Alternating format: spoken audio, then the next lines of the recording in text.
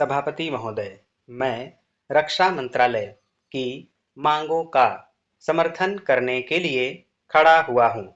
वर्तमान घटनाओं से पता चलता है कि संसार का हर देश अपनी सुरक्षा के बारे में चिंतित है और उसके लिए हर प्रयत्न कर रहा है।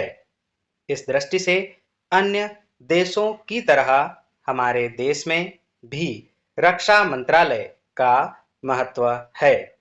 मुझे इस बात की खुशी है कि जहां अन्य मंत्रालयों की उनके पिछले साल के कामों के बारे में काफी आलोचना हुई है, वहां इस मंत्रालय की कम आलोचना हुई है।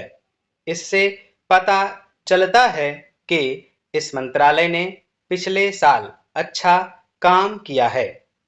मोटे तौर पर किसी भी देश की सुरक्षा नीति का यह लक्ष्य होता है कि दूसरे देशों, खास तौर से पड़ोसी देशों के साथ मित्रता के संबंध स्थापित हों और हम एक दूसरे के मामलों में हस्तक्षेप न करें। लेकिन उसके साथ यह भी जरूरी होता है कि हम अपने देश की सीमाओं और अखंडता की रक्षा करें। इसलिए हमारे देश का यह कर्तव्य हो जाता है कि हम अपने पड़ोसियों के कार्यों पर पूरी नजर रखें, क्योंकि आज तक हमारे देश पर जो संकट आए वे हमारे पड़ोसियों से आए हैं। 1965 में पाकिस्तान के साथ जो लड़ाई हुई और उसके बाद ताशकंद में जो समझौता हुआ वह सिर्फ कागज पर ही रहा। पाकिस्तान ने उस पर कोई अमल नहीं किया। इस दृष्टि से बहुत जरूरी है कि हम अपने देश की सुरक्षा की हर तरह से व्यवस्था करें।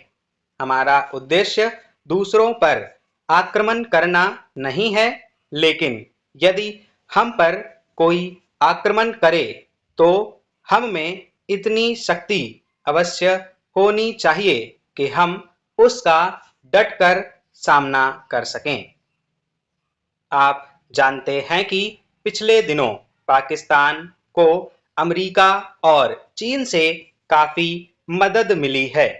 रक्षा मंत्रालय की रिपोर्ट में भी कहा गया है कि पिछले साल अमेरिका ने पाकिस्तान को 1500 करोड़ रुपए की फौजी सहायता दी है।